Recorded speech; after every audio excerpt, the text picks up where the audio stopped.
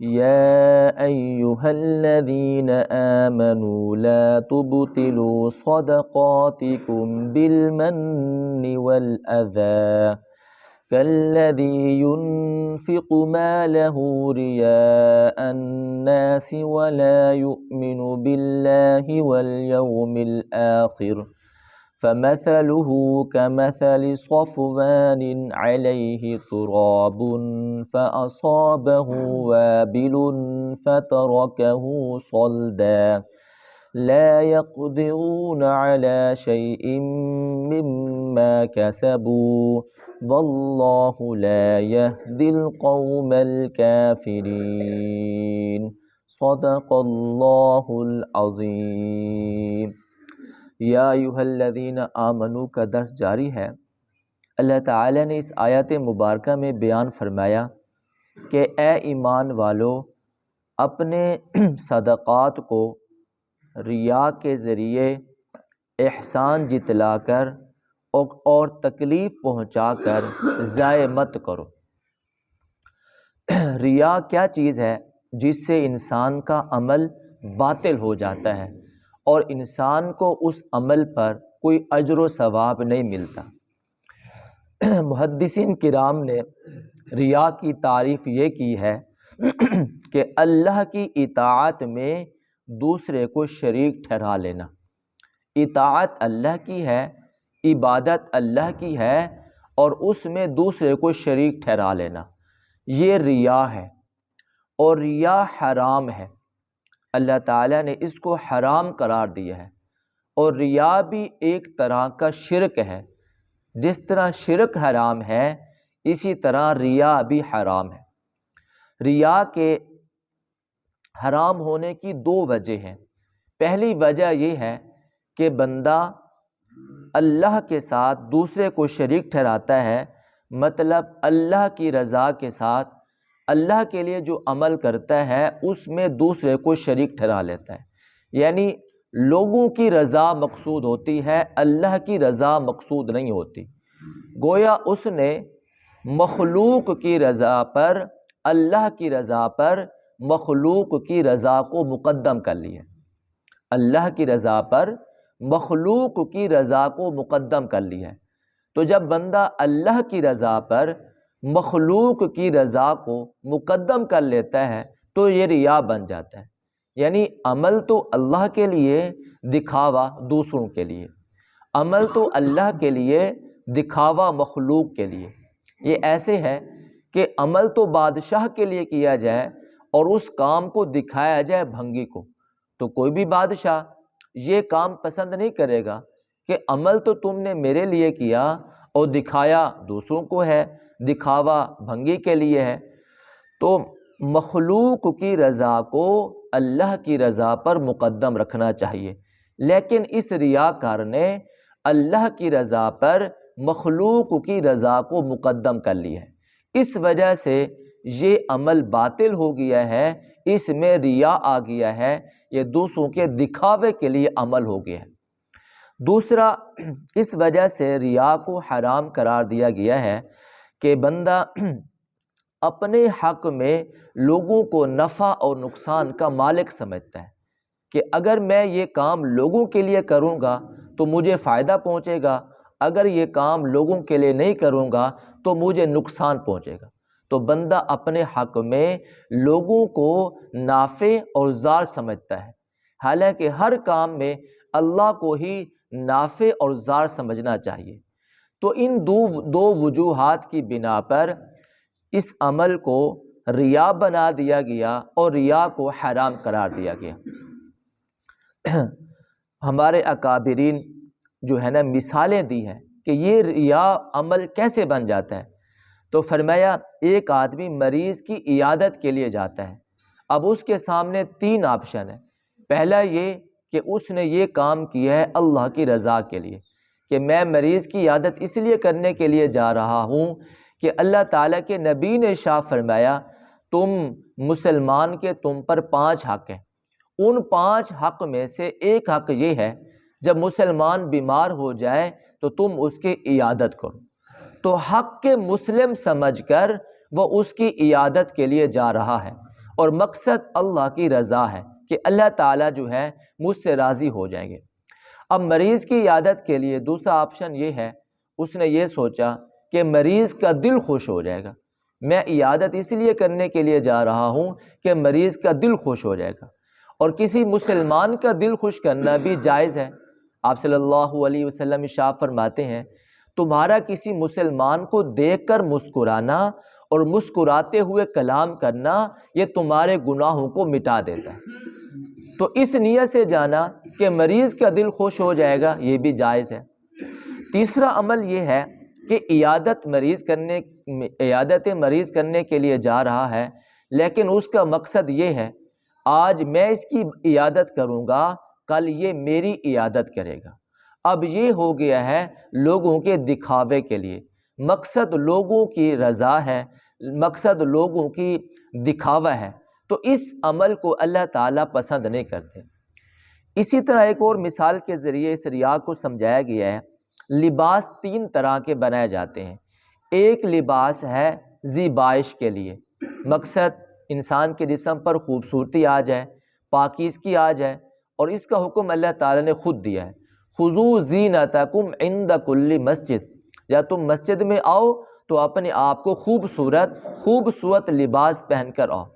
ایک ہے زیبائش، تو ایک آدمی لباس پہنتا ہے زیبائش کے لیے کہ اللہ کا حکم ہے، اور ایک آدمی لباس پہنتا ہے آسائش کے لیے کہ میرا سطر چھپ جائے، میرا جسم چھپ جائے، میرے جسم کو راحت و سکون مل جائے، یہ بھی جائز ہے کہ لباس پہننے کا مقصد یہی ہے۔ اور ایک ہے نمائش، لباس اس لیے پہن رہا ہے تاکہ لوگوں کے سامنے میری زیب و زینت واضح ہو جائے، جیسے کہ یہ عمل عورتیں کرتی ہیں، جب لباس بنا لیتی ہیں تو ایسا لباس بناتی ہیں کہ میرے جیسا کسی کا لباس نہ ہو۔ اب ان کے پہننے کا مقصد صرف عورتوں کو دکھلانا ہوتا ہے، نہ تو زیبائش کے لیے ہے اور نہ ہی آسائش کے لیے ہے، بلکہ ان کا یہ لباس پہننا نمائش کے لیے ہے۔ تو یہ جو نمائش ہے یہ دکھاوا ہے، یہ ریا ہے، اور یہ حرام ہے۔ ہمارے بزرگوں نے ہمیشہ ایسا عمل کیا کہ لوگوں سے بھی وہ عمل چھپا رہتا تھا۔ ایک بزرگ تھے محمد بن اسلم، وہ فرمایا کرتے تھے میں صرف اللہ کی رضا کے لیے عمل کرتا ہوں، اگر میرے لیے اتنی طاقت اور ہمت ہوتی تو میں فرشتوں سے بھی اس عمل کو چھپا کر کرتا، کیونکہ میرا عمل کرنے کا مقصد صرف اور صرف اللہ کی رضا ہے۔ تو اگر میرے پاس طاقت ہوتی تو میں اپنے اس عمل کو فرشتوں سے بھی چھپا کر کرتا۔ ایک بزرگ تھے داؤد بن ابی ہند، 40 سال روزہ رکھا، 40 سال روزہ رکھنے کے باوجود کسی کو علم نہ ہو سکا کہ اس نے 40 سال روزہ رکھا ہے، یعنی اپنے عمل کو ایسا چھپایا کہ لوگوں پر ظاہر بھی نہ کرنے دیا۔ صاحب ہدایہ ہیں جو انہیں فقہ کی ہدایہ کتاب لکھی ہے، 4 جلدوں میں ہے، آپ کے بارے میں بھی آتا ہے جب آپ نے کتاب کو لکھنا شروع کیا تو آپ ہر روز نفل روزہ رکھا کرتے تھے، لیکن گھر والوں کو معلوم بھی نہ ہو سکا کہ شیخ محترم کا روزہ ہے، اپنے اس عمل کو لوگوں کے سامنے چھپا کر رکھا۔ حضرت امام زین العابدین رحمۃ اللہ علیہ کا جب دنیا سے انتقال ہوا، غسل دینے لگے تو جسم پر نشانات پڑے ہوئے تھے۔ لوگوں نے پوچھا بھی یہ کس کے نشانات ہیں، کس چیز کے ہیں؟ نہ گھر والوں کو پتہ نہ لوگوں کو علم۔ لوگ حیران و پریشان ہیں بھی جسم پر ایسے نشانات کیسے پڑ گئے؟ تب پتہ چلا کچھ دنوں کے بعد جب بیواؤں نے، غریبوں اور یتیموں نے صدا لگائی کہ وہ آدمی کہاں ہے جو ہمارے لیے رات کے اندھیرے میں اپنی پشت پر پانی لایا کرتا تھا، وہ آدمی کہاں ہے؟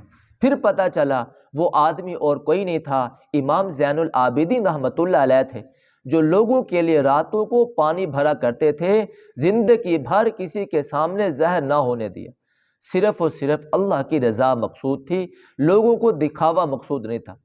حضرت ابو بکر صدیق رضی اللہ تعالیٰ عنہ کا دور خلافت ہے، حضرت عمر رضی اللہ تعالیٰ عنہ فرماتے ہیں میں حضرت ابو بکر صدیق رضی اللہ تعالیٰ عنہ کو ملنے کے لیے گیا تو آپ کے سامنے ایک لسٹ رکھی ہوئی تھی، اس میں لوگوں کے کام، لوگوں کی ضرورت کے کام لکھے ہوئے تھے، فلاں محتاج ہے اس کے لیے یہ مددگار ہے، فلاں نبینی عورت ہے اس کے گھر کا یہ کام کرتا ہے فلاں آدمی، اس طرح کی باتیں لکھی ہوئی تھی۔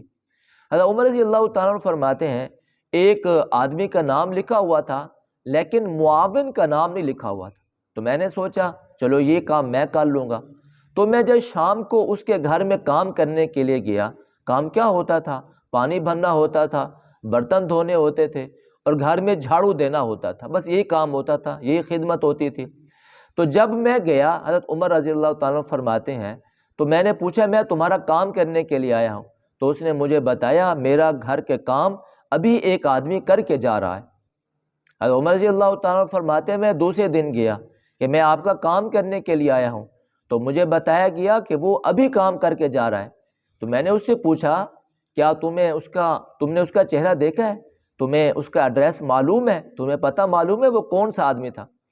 تو اس عورت نے کہا جب وہ دروازے پر آتا ہے تو مجھے کہتا ہے پردہ کر لو، میں پردہ کر لیتی ہوں، وہ میرے گھر کے کام کر دیتا ہے، جب گھر کا کام مکمل ہو جاتا ہے تو وہ مجھے کہہ دیتا ہے پردہ ختم ہو گیا ہے تو اب تم اپنے گھر میں پھر سکتی ہو۔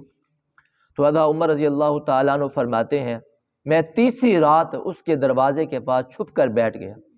جب اندھیرا چھا گیا، سبھی لوگ سو گئے، ایک آدمی آتا ہوا مجھے دکھائی دیا۔ جب دروازے کے قریب پہنچا تو میں نے اس سے پوچھا تم کون ہو؟ تو وہ حضرت ابو بکر صدیق رضی اللہ تعالیٰ عنہ تھے۔ حضرت ابو بکر صدیق کی آواز آئی، میں نے کہا امیر المومنین آپ اور یہاں؟ حضرت عمر رضی اللہ تعالیٰ عنہ فرماتے ہیں حضرت ابو بکر صدیق کے پاؤں میں جوتے بھی نہیں تھے۔ میں نے کہا امیر المومنین آپ نے جوتا نہیں پہنا؟ فرمایا میں نے جوتا اس لیے اتار دیا ہے تاکہ لوگوں کو میرے اس عمل کی وجہ سے تکلیف نہ ہو۔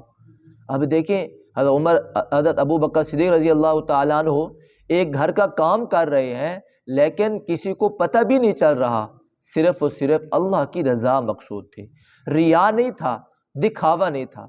تو علماء کرام فرماتے ہیں انسان اپنے اعمال کو باطل تب کرتا ہے جب اس میں ریا یا دکھاوا آ جاتا ہے۔ اللہ تعالیٰ بھی ارشاد فرماتے ہیں یا ایھا الذین آمنوا لا تبطلوا صدقاتکم بالمن والاذی کالذی ينفق مالہ رئاء الناس، لوگوں کے دکھاوے کی طرح تم کام نہ کرو، ریا کی طرح کام نہ کرو۔ علماء کرام نے لکھا ہے ریاکار کو قیامت کے دن 4 سزائیں دی جائیں گی۔ سب سے پہلی سزا یہ کہ اللہ کی نظر میں، خالق کی نظر میں یہ شخص گر جائے گا۔ مخلوق کی نظر میں اچھا بنتے بنتے خالق کی نظر میں گر گیا، کیونکہ کام اللہ کے لیے نہیں کیا، لوگوں کے دکھاوے کے لیے کیا، اپنی عزت و شہرت کے لیے کیا، تو مخلوق کی نظر میں اچھا بنتے بنتے خالق کی نظر میں گر جائے گا۔ وَمَن يُهِنِ اللَّهُ فَمَا لَهُ مِن مُكْرِمٍ، جسے اللہ ذلیل کر دے پھر اسے کوئی عزت نہیں دے سکتا۔ اور دوسری سزا فرمایا جب قیامت کا دن ہوگا اللہ تعالیٰ تجلی فرمائیں گے اور لوگوں سے کہیں گے لوگوں مجھے سجدہ کرو، تو سب ایمان والے اللہ کے حضور گر پڑیں گے، منافق، مشرک اور وہ آدمی جو لوگوں کے لیے دکھاوے کے لیے کام کیا کرتا تھا اس سے بھی سجدہ نہیں ہو پائے گا۔ اللہ تعالیٰ قیامت کے دن ریاکار کو سجدے سے محروم کر دیں گے۔ مشرک اور منافق کی طرح یہ بھی اللہ کے سامنے سجدہ نہیں کر پائے گا، اس کی کمر تختہ بن جائے گی اور اسے سجدہ کرنے سے محروم کر دیا جائے گا۔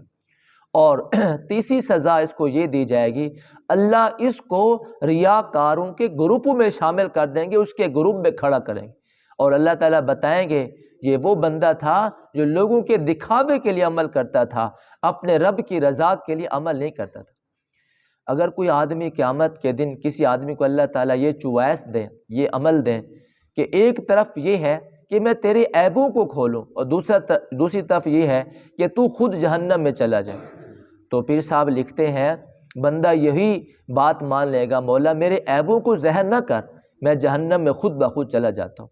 اگر کسی امتی کو کہا جائے میں تیرے عیبوں کو تیرے نبی کے سامنے کھول رہا ہوں، تیرے عیبوں کو کھول دوں یا تو خود بخود جہنم میں چلا جائے گا، وہ اسی بات کو پسند کرے گا کہ میرے عیبوں کو میرے حضور کے سامنے نہ کھولا جائے، میرے باپ کے سامنے نہ کھولا جائے، میری اولاد کے سامنے نہ کھولا جائے، میری بیوی کے سامنے میرے عیبوں کو نہ کھولا جائے۔ ریاکار کے عیبوں کو اللہ تعالیٰ قیامت کے دن لوگوں کے سامنے ظاہر کر دیں گے۔ باپ بھی دیکھ رہا ہوگا، ماں بھی دیکھ رہی ہوگی، اولاد بھی دیکھ رہی ہوگی، یہ وہ آدمی تھا جس نے دنیا میں اللہ کی رضا کے لیے عمل نہیں کیا بلکہ دوسروں کے لیے کیا۔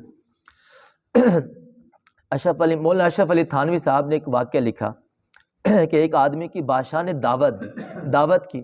اب وہ دعوت پر جانے لگا تو بڑی لمبی پگڑی پہن لی، جبہ پہن لیا، اور جب کھانے پر بیٹھا تو تھوڑا سا کھانا کھایا۔ حضرت نے کہا بھی کھانا کھاؤ، اس نے کہا بس میں اتنا ہی کھاتا ہوں۔ جب نماز کا وقت آیا تو لمبے لمبے قیام، لمبے لمبے رکوع، لمبے لمبے سجدے کرنے لگا۔ محفل ختم ہوگی، گھر میں آیا تو آ کر بیوی کو کہتا ہے میرے لیے کھانا تیار کرو۔ تو بیوی نے کہا تم تو بادشاہ کے دسترخوان پر کھانے کے لیے گئے تھے، دعوت کے لیے کھانے کے لیے گئے ہوئے تھے، کیا تم نے کھانا نہیں کھایا؟ اس نے کہا بس میں نے تھوڑا سا کھایا۔ وہاں بیٹا بیٹھا ہوا تھا، وہ سمجھ گیا میرے باپ نے جو عمل بھی کیا ہے وہ دکھاوے کے لیے کیا ہے، ریا کے لیے کیا ہے۔ تو بیٹے نے باپ سے کہا جب آپ نے کھانا دکھاوے کے لیے کھایا ہے تو نماز بھی دکھاوے کے لیے پڑھی ہوگی، تو جس طرح آپ کھانا دوبارہ کھا رہے ہیں اسی طرح نماز بھی دوبارہ پڑھیں۔ نماز بھی آپ کی بادشاہ کے لیے پڑھی گئی ہے، اللہ کی رضا کے لیے نہیں پڑھی گئی۔ تو اللہ تعالیٰ فرماتے ہیں اے میرے بندو جو بھی عمل کرو اللہ کی رضا کے لیے کرو۔ اگر تمہارے عمل میں اللہ کی رضا مقصود نہیں ہوگی تو تمہیں اس پر کوئی اجر و ثواب نہیں ملے گا۔ ہم چاہتے ہیں کہ ہمارا کام اللہ قبول کر لیں، ہمارا عمل اللہ کے ہاں قبول کر لیں، تو مقصد صرف اللہ کی رضا ہو، اللہ کی رضا کے لیے عمل کیا جائے، لوگوں کے دکھاوے کے لیے نہ کیا جائے۔ اللہ تعالی ہم سب کو سمجھنے کی، عمل کی توفیق عطا فرمائے۔ اللہ